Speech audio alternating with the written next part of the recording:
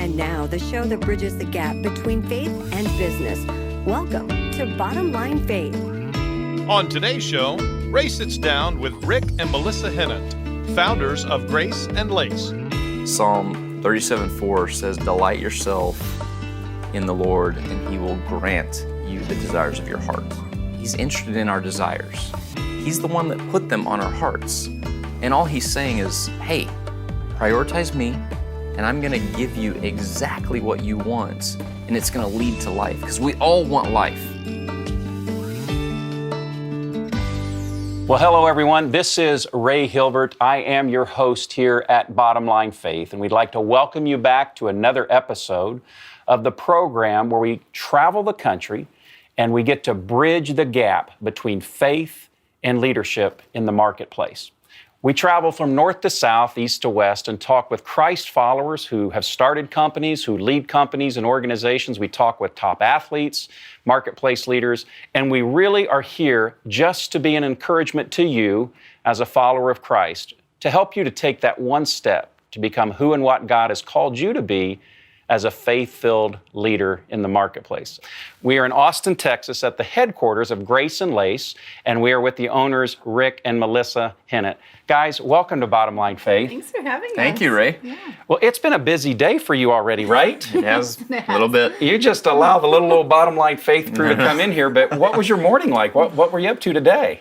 Not my normal day. We had a film crew with American Ninja Warrior here, so it was with them to the gym, rush from there, shower, get back to the warehouse, have them film us all around the warehouse. So it's been a wild day so far. Lots of cameras today. Lots of cameras. Yeah. And you're so kind to extend some time to us. And as we had a chance to kind of prepare for this conversation, we really just want to hear your story today. I know you've shared your story many, many times. Mm-hmm.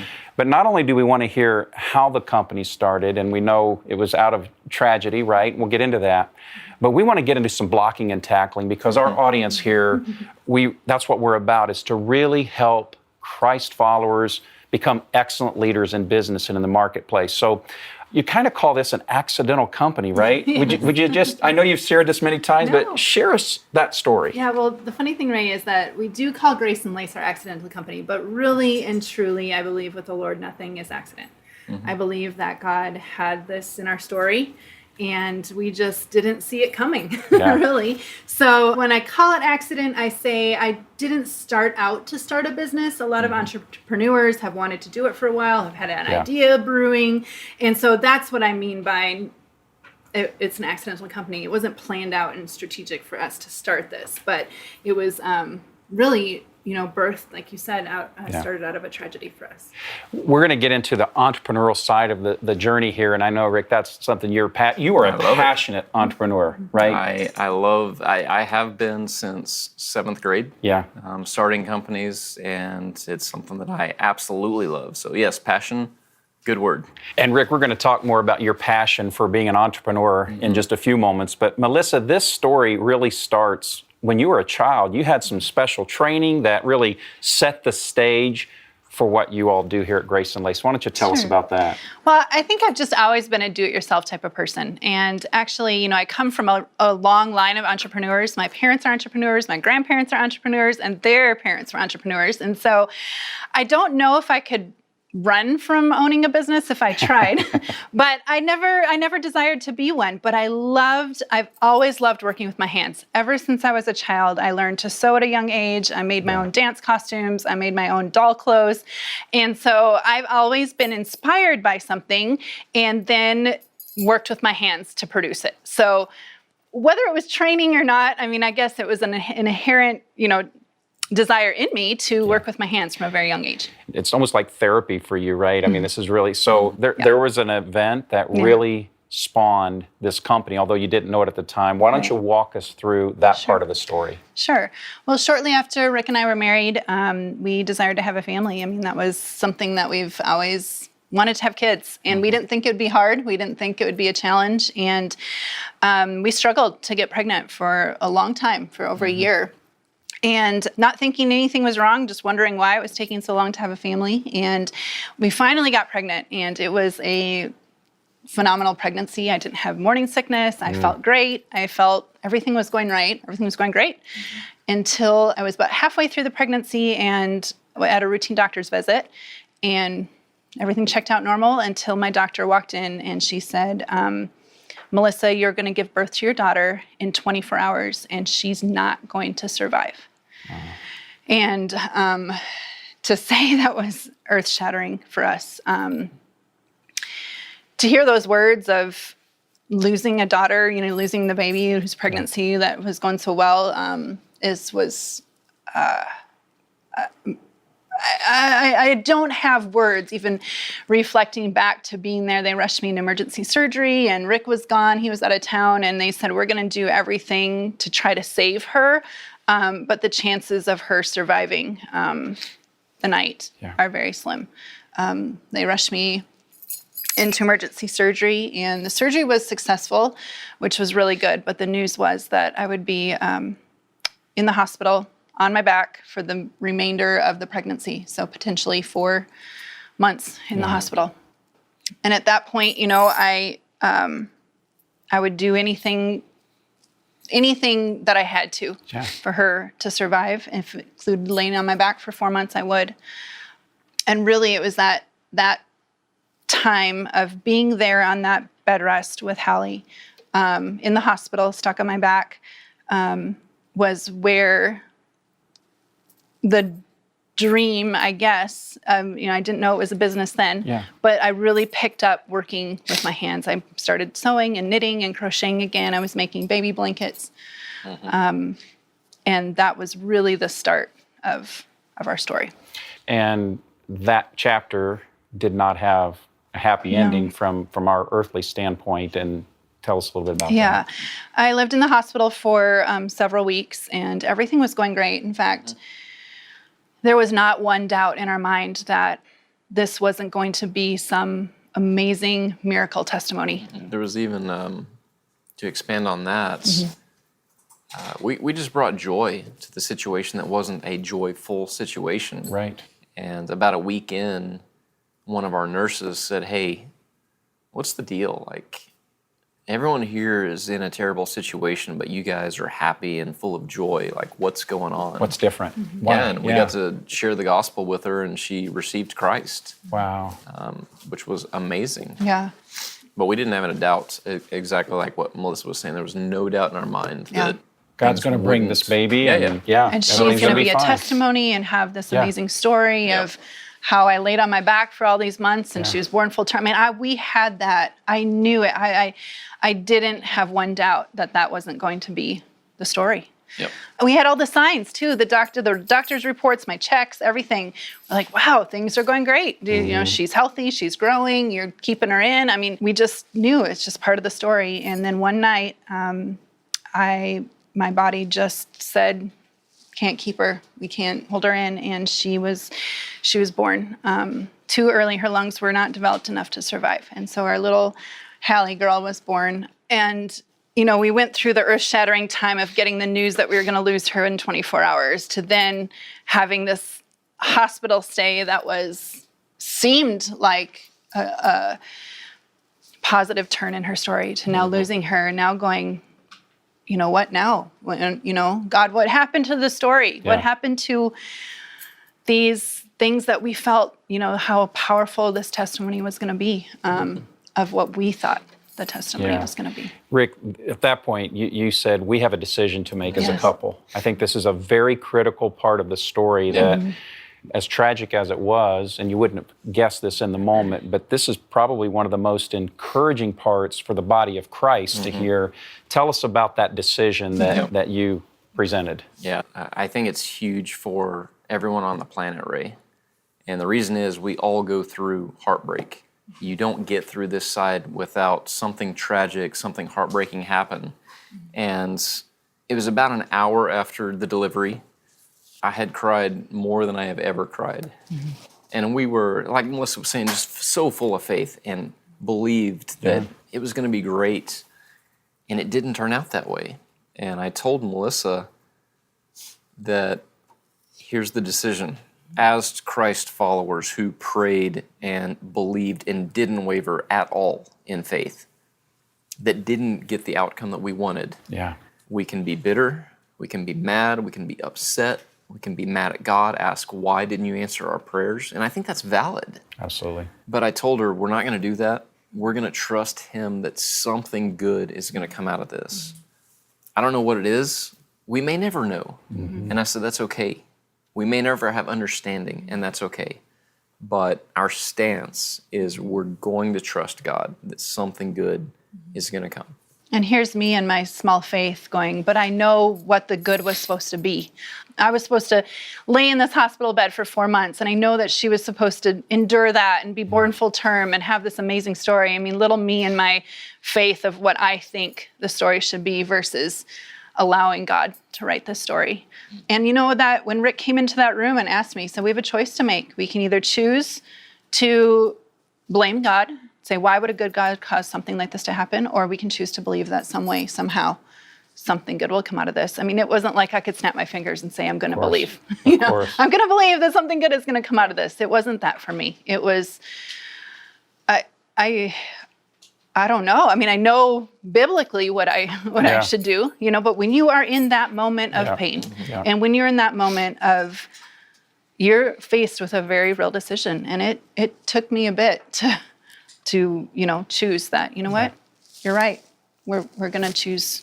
We're going to see what God's going to make out of this. My best friend back home in Indianapolis, where I lived for almost 30 years, was a chaplain. And then he has this great statement. He says, you know, in the Christian life, there's a lot of things that preach real good, but live real hard. Yeah, sure. And, you know, that's really what you're sharing with us is you had the essence. You knew, we know what it looks like and how we're going to glorify God in this, but the outcome wasn't what you had hoped and even prayed for, but then you had that choice.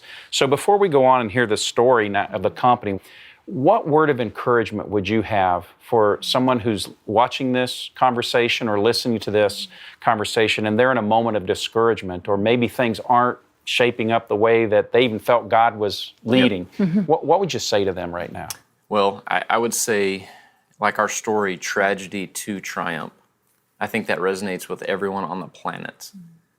If someone's in a really difficult situation, they're in that tragedy situation, they have a decision to make. It's a choice. It's not a simple choice, but they have the choice to allow the tragedy to overcome them, or they can say, you know what, I'm going to overcome this tragedy. And a great mentor of mine, John Eldridge, wrote the book Wild at Heart.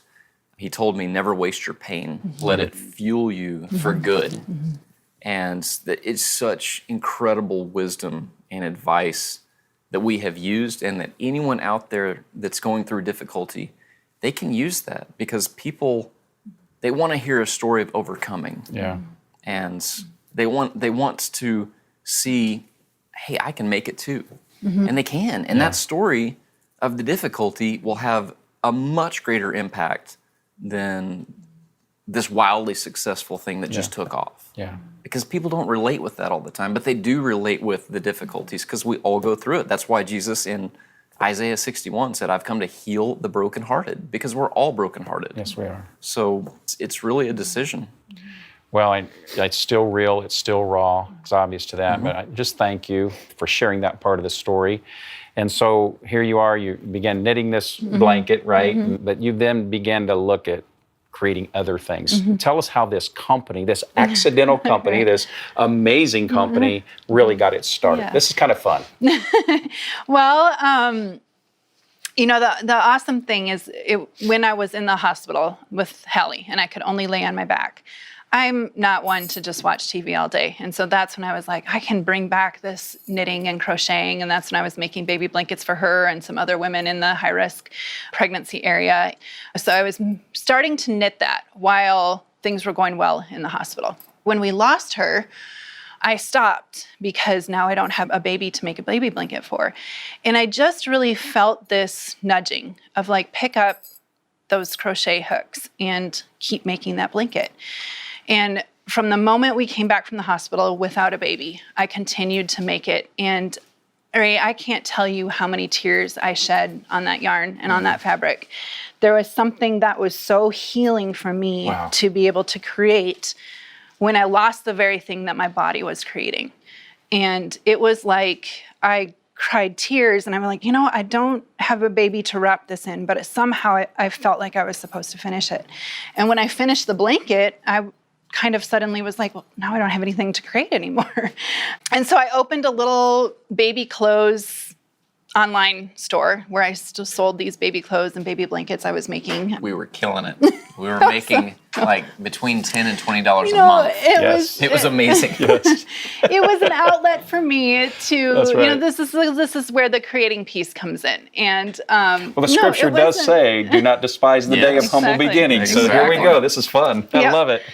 I was doing it. It was more for me and just completing, feeling like those healing stages that the Lord was just really working through me in that. And one day I just, back to my do-it-yourself, I was inspired. I come from Minnesota where you wear boots all year round. And I wanted to make a pair of boot socks with lace out of the top of them that would stick out of the top of my boots.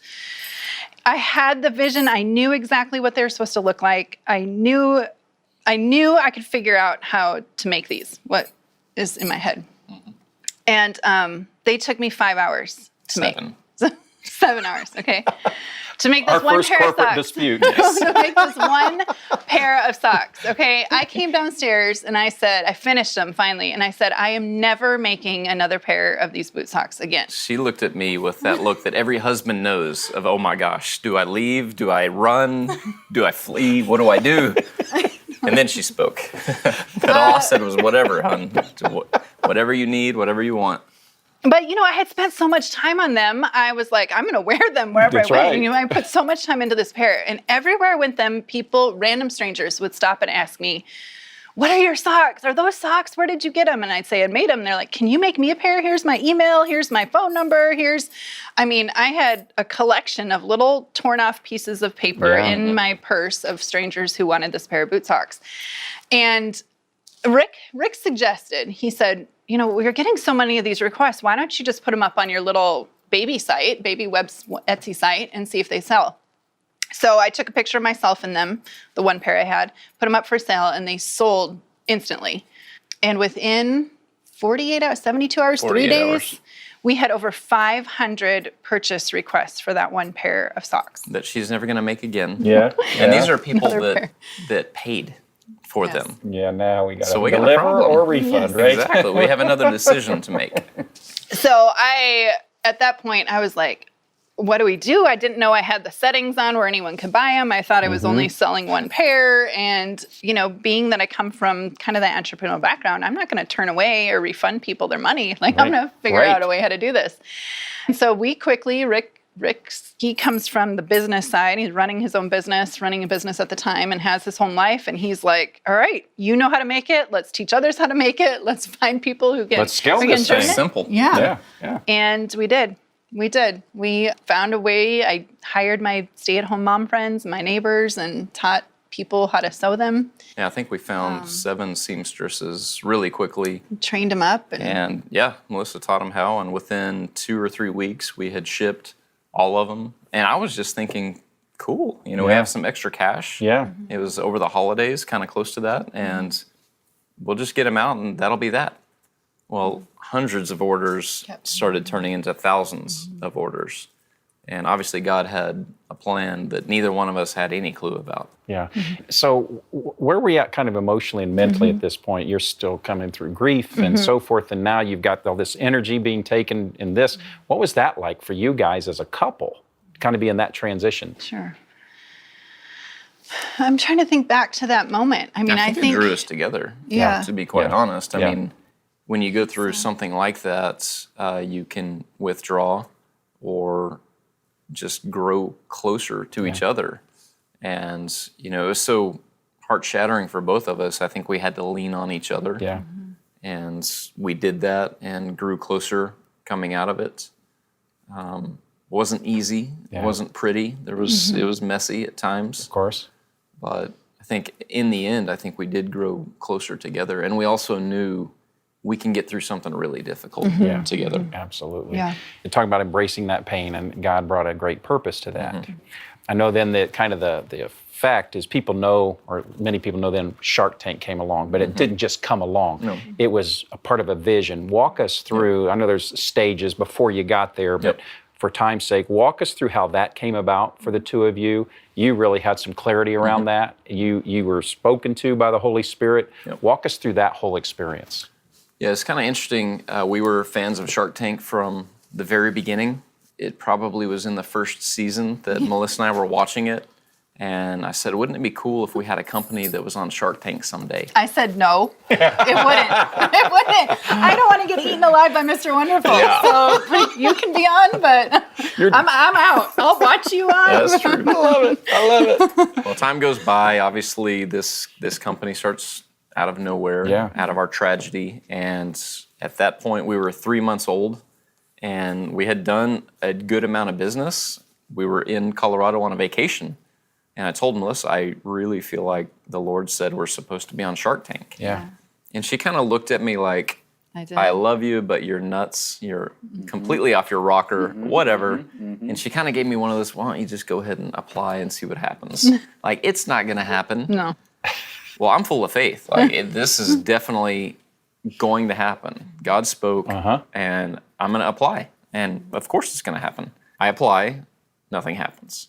I apply the next month, nothing. The next month, nothing. 5 months of applying, don't hear a word. And then I said, you know what? Maybe I didn't hear from God. And that's okay. Yeah, sure. We miss it on occasion. That's right.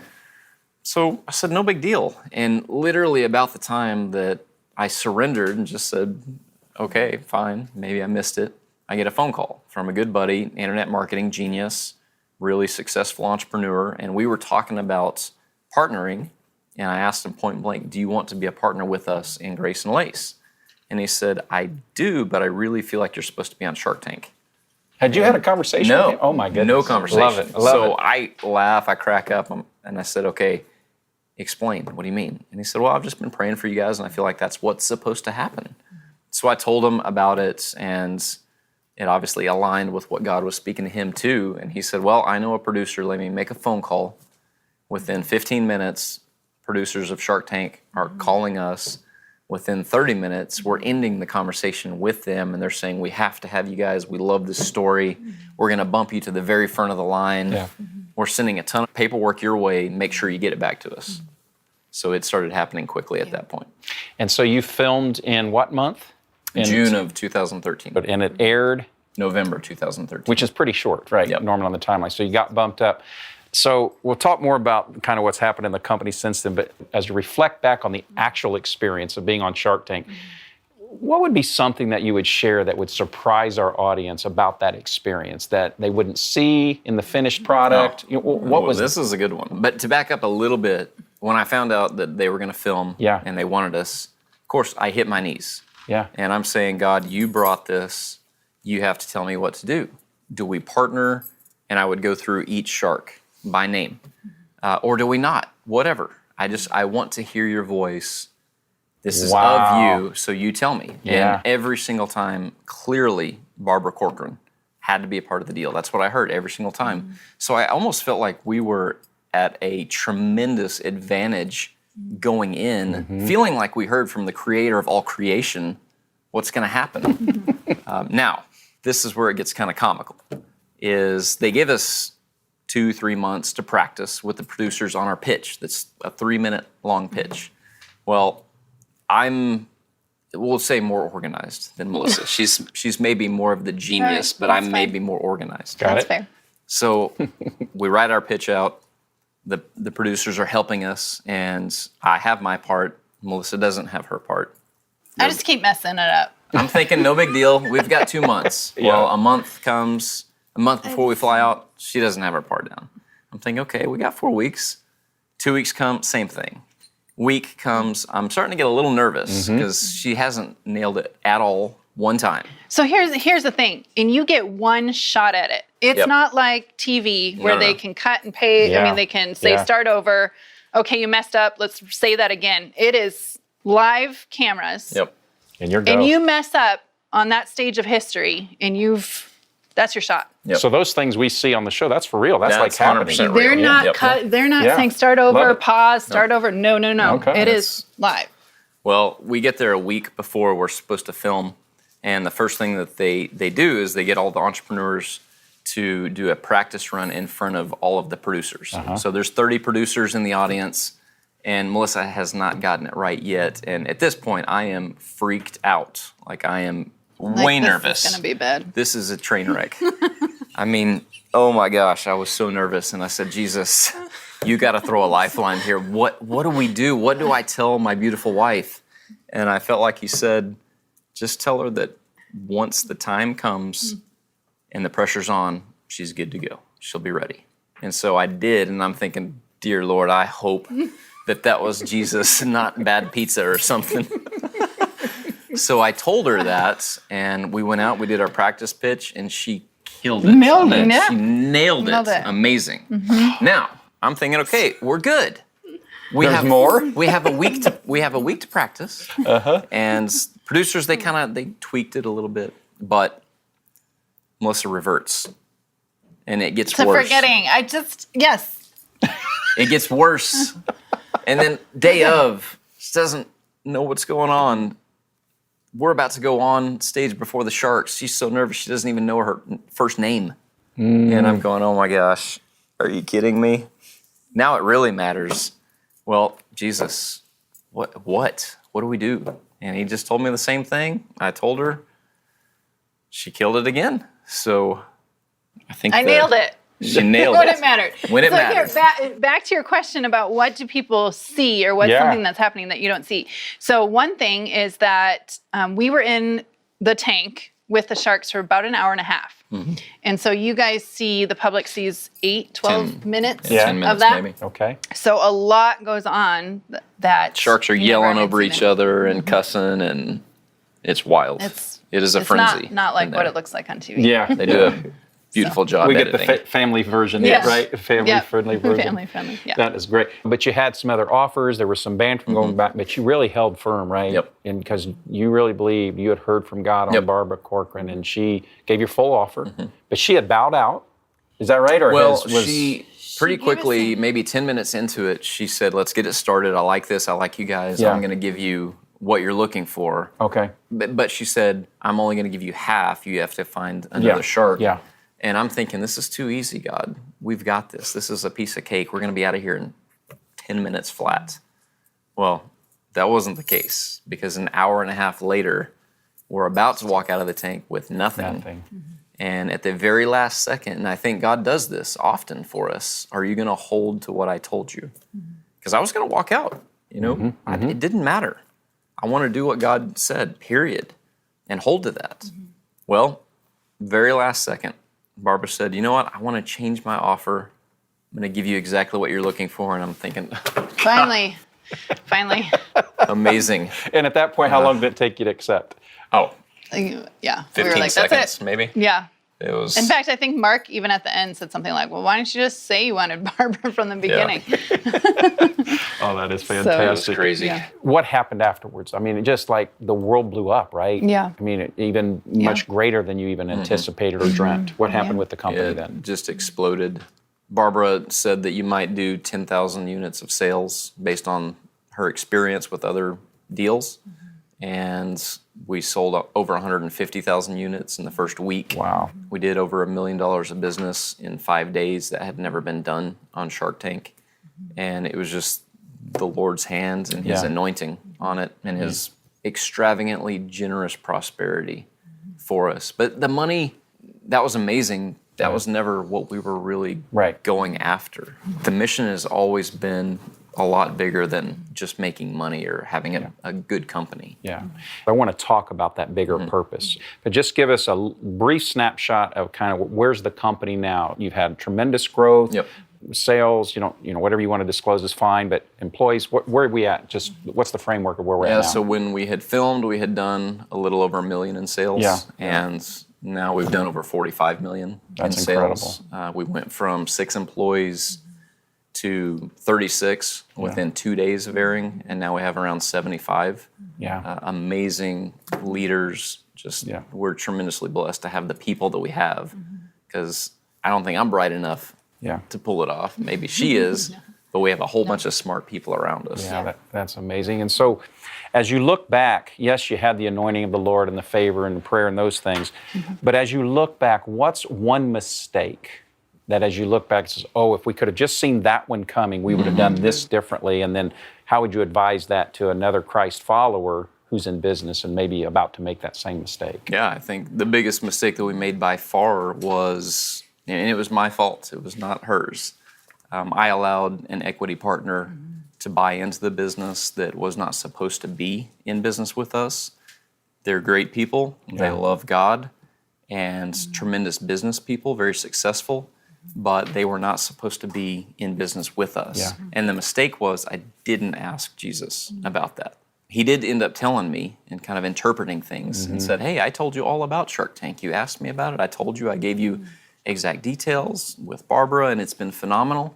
You didn't ask me about this. And it was Painful. very painful, Yeah. and it was very expensive. My worst business mistake by far. Yeah, that's an expensive education. It was very expensive. How about for you, Melissa? That was kind of on with Rick and the business side, but how about for you? What would you do differently? I would have allowed for hiring help for me sooner.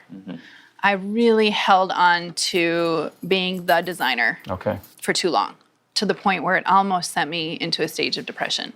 Yeah. I felt so tied to this business based And on where it overwhelmed. came from, stemming from that loss and feeling like I needed to do it. I needed to make it happen. I needed to be the one producing it, that it sent me, I took on way too much, was responsible for too much, and had a fear of bringing along people and trained designers beside me.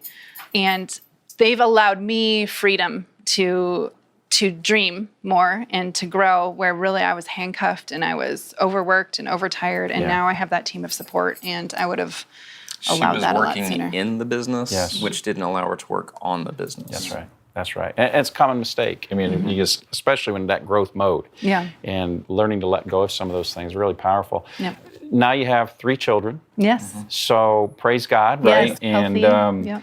but how do you, as a couple and as business owners, how do you? I'm not sure I really like the term balance at all, but how do you make sure that you're doing everything that God's calling you to be in business, as parents, keeping your own marriage fresh and exciting? What's that look like?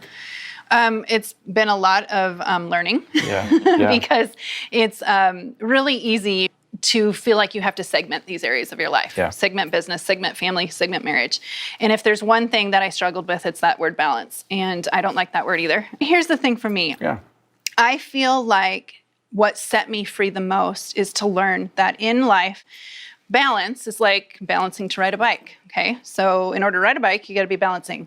But there's a turn coming up. Sometimes you need to lean to the right when you're biking. Sometimes you need to lean to the left.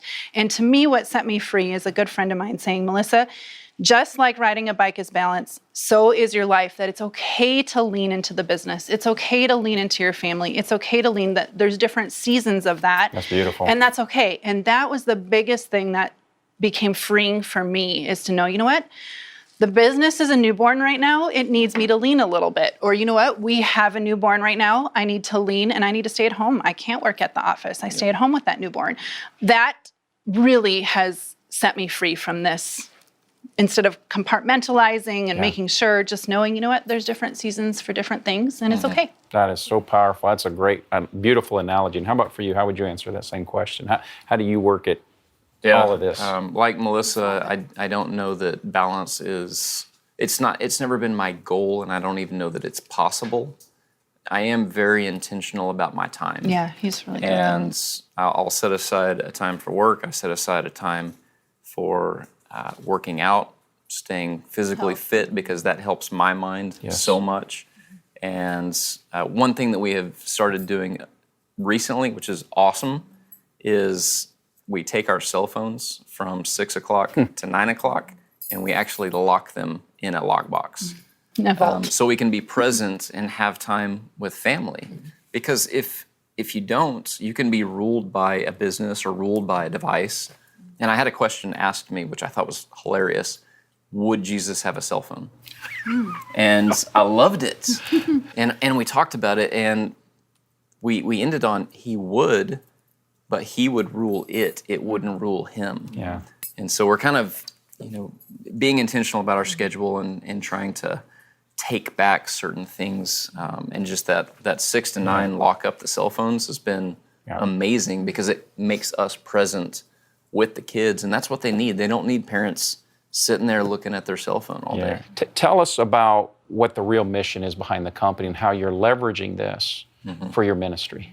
So I grew up in a Christian family, very faith-filled. I was very involved with youth group growing up and in our church, and I just generally loved it. I wasn't forced to go, but I loved it. And in fact, during my high school years, I say instead of poolside with my friends, I was out on mission trips on the mission field. I've been to, I think, 18 countries overseas ever since I was 12 years old.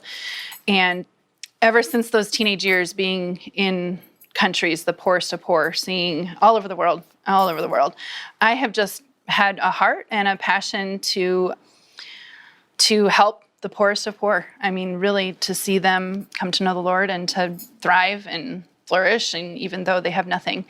When I was 18 or 19, I was in India, and I had never seen, we were working in some Mother Teresa homes in northern India, and I had never seen such poverty out of everywhere I've been. Bellies so distended on these babies from malnutrition, and bottles literally strapped to these babies' faces because there wasn't enough workers to even feed them. And I'll never forget, I remember writing in my journal that year that I've got to do something more. And when I was 19, I thought that meant I'd go off to college and finish college and come back and spend a significant amount of time here, years maybe. Never in a million years would I have thought that the Lord would give us a business that would be able to fund the building of orphanages over there and the rescuing of orphans off the streets and pulling young girls that are involved in the sex trade from the border of Nepal. And so when Grace and Lace happened, it just clicked. I said, this is it. This is when I wrote in that journal that said, I need to do something more. It's this. Like, I thought it'd be me over there. But funny how God works, that he's just going to give us a business that would be able to be a financial supporter, to be able to literally build orphanages. Rick, what do you see the vision of that? Where do you see that headed? We wrote a goal down of 100 plus orphanages, and that could be thousands. I don't know. It's Grace and Lace is God's business, and we're simply stewards. So wherever he wants to take it, we're all in. But we love the fact that a portion of every purchase of Grace and Lace goes towards helping children, or helping children that are orphans get off the streets, or helping those that have been abducted into the sex trade. So that fuels us. And out of our loss, there's been well over 1,000 kids that are now safe. So it's been pretty cool. That's fantastic. And I love reading that on the site. I've seen other stories about it, but it's not just a story, it's your passion. It is your calling. And I loved what you said, that this is God's business, and you're just having an opportunity to steward that, right? Well, how many interviews would you say the two of you have done? Just about your story, about your company? Any guesses? I don't know. 100? Close to 100? Yeah, I was going to say like 70 maybe. I don't know. I mean, you've been on every major network, all sorts of interviews, all sorts of opportunities. So if you were sitting in this chair and interviewing you, what question would you ask you that you've never been asked? Oh, man. That's a good question. Yeah, I think if I were in your shoes, I would want to know what do you do to keep or maintain a healthy heart? What makes you come alive? That's never been asked. Okay, so I'm asking it. Well, how would you answer that? That's awesome. I think when you're on the airplane and the masks drop down and they tell you, make sure you put the mask on yourself before you put it on your child. Yeah. I don't think we do that enough. I don't think we take care of our own heart enough. So again, intentionality is really important. And this is such a fast-paced world. It's so frenetic. It's so crazy. To not take care of your own heart is tragic, because if your heart's not doing good, you're not going to be able to love well. You're not going to have faith. You're not going to have hope. So I would say be strategic about your actual schedule. Like, plan time to actually get away by yourself, if that's what fuels you, or with a small group of others, if that's what fuels you. I look at Jesus, what he did, and often he would serve the multitudes. Yeah. But he would go get away by himself and just be with the Father.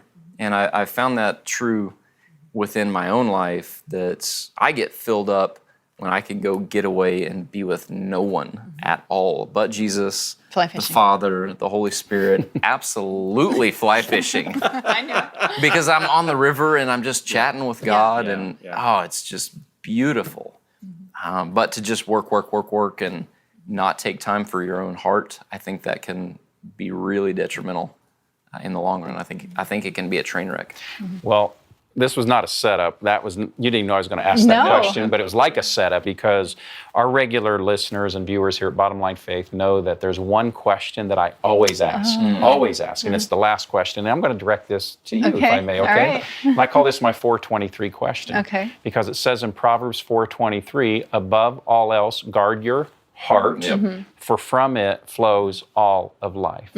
So Melissa, I'd love for you to maybe just offer your above all else advice. Let's say that you have a chance to talk with people and you're going to pass along the most important, powerful piece of wisdom that you could share. That's how we'll end our conversation today. Would you just complete the sentence, above all else? Oh man, this is such a good one I'm not prepared for. Above all else. Really, it comes down to our message, and that is, don't waste your pain, but let your pain transform you. And I feel like above all else, I don't know if it can be above all else, don't waste your pain, but just like we were saying earlier, that everyone goes through it. It varies on levels of, what may seem like a lot of pain versus a little bit pain. But I think too many people don't allow that pain, aren't transformed by that pain. They They'll allow stuff it or not deal with it. Yep. And I think if all of us were getting healing from that pain and being transformed by it, I think we'd have a much different world today. That's fantastic. Can I give one more Let him answer that question. nugget? Of course. Because I am asked a lot about success. And I don't know what success is for another person. But I do feel like God shared with me the secret of success. And it's in multiple places in the Bible, because it says the same thing multiple times. Psalm 37:4 says, delight yourself in the Lord, and he will grant you the desires of your heart. And when I'm talking with Christians, a lot of times they say, oh, I love that verse. But what did you have for lunch today? And I'm like, well, let's time out. Let's kind of unpack this just a second. So delight yourself in the Lord. That's part one. Prioritize him. It says the same thing in Matthew 6:33. It says the same thing in Proverbs 20 verse 4 and 145 verse 19. God he's interested in our desires. He's the one that put them on our hearts. And all he's saying is, hey, prioritize me, and I'm going to give you exactly what you want. And it's going to lead to life, because we all want life. That's right. We are all going after life. At the end of the day, that's what we want more than anything, is life. What's that one thing that's going to make me come alive, that work that's going to make me blossom? So we're all looking for life. And I think the secret is really simple. And thank God it is, because if it was complicated, I would be hosed. But he's just saying, hey, just come after me, prioritize me, and let me do the impossible in your life, and it will blow you away. It will be an adventure that you cannot imagine. That is awesome. Rick, Melissa, thank you for being our guest here on Bottom Line Thank you, Ray. Yeah. We're honored, humbled. Yes. It's been This amazing. is wonderful. Well, folks, that's what we're about here at Bottom Line Faith, hearing stories like we've just heard from Rick and Melissa, and the incredible, as they described, from pain to triumph, from absolute agony to absolute glory in Christ, and not always understanding every step along the journey as to why things happen, but giving God the glory. It's really what we want to do here at Bottom Line Faith, is share stories just like this to encourage you as a Christ follower in business, because there's going to be bumps along the way. And we want to help you bridge that faith journey with your business journey. Check out our episodes at bottomlinefaith.org. We are so glad that you've joined us for this episode. Tune in next time and faithfully serve God each day in the marketplace. I'm Ray Hilbert. We'll see you soon. Bottom Line Faith is brought to you by Truth at Work. If you'd like to hear about new episodes or listen to past episodes, visit us online at bottomlinefaith.org. You can also subscribe to the show through Google Play and iTunes.